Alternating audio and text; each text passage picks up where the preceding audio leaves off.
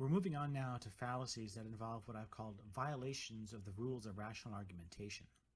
The rules in question are things like being able and willing to reason well, not being willing to lie or distort things simply to win an argument, and so on. The first fallacy of this type that we'll look at is more commonly known as the straw man fallacy. For the sake of gender equity, I'm going to call it straw figure, since there's no reason to think that men are the only ones who commit this fallacy or who are taken in by it. The name comes from the practice of using human figures made of straw as practice dummies in military training. Obviously, it's easier and safer to practice certain combat techniques when your opponent is made of straw. The fallacy works like this.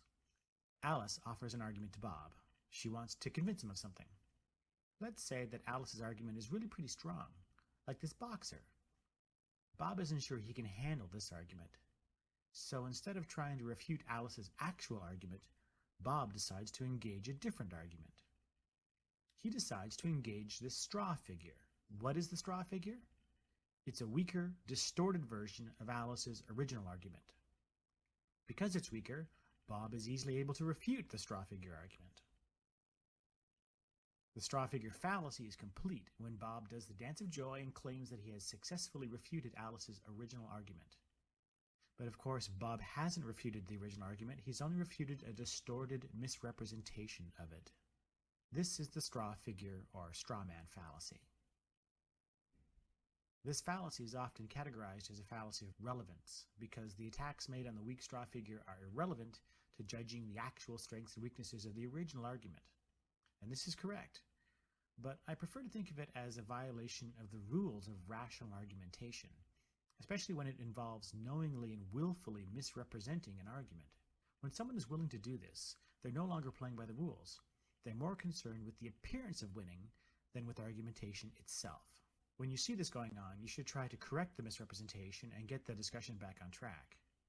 If it's an honest mistake and the arguer is willing to correct their misunderstanding, that's great. But if you catch them doing this again and again, then there's probably no point in engaging argumentatively with this person, because they've shown you that they're not willing to play by the rules. Let's look at an example. Jennifer has just finished giving her argument against mandatory prayer in public schools. Let's assume that her argument focused on separation of church and state and the First Amendment, and the importance of respecting religious diversity in a multicultural society. And Bob responds like this.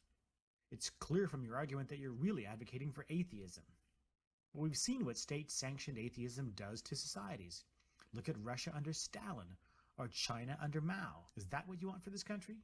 The suppression of religious freedom and the replacement of God by an omnipotent state? It's clear that Bob isn't responding to Jennifer's original argument. He's responding to a distorted misrepresentation of it, a straw figure. Appeals to religious diversity or separation of church and state are just as often made by religious people as by non-religious people. But if Bob can reframe the argument so that it looks like an argument for atheism and abolishing all forms of religious expression, then that's a much easier argument to refute.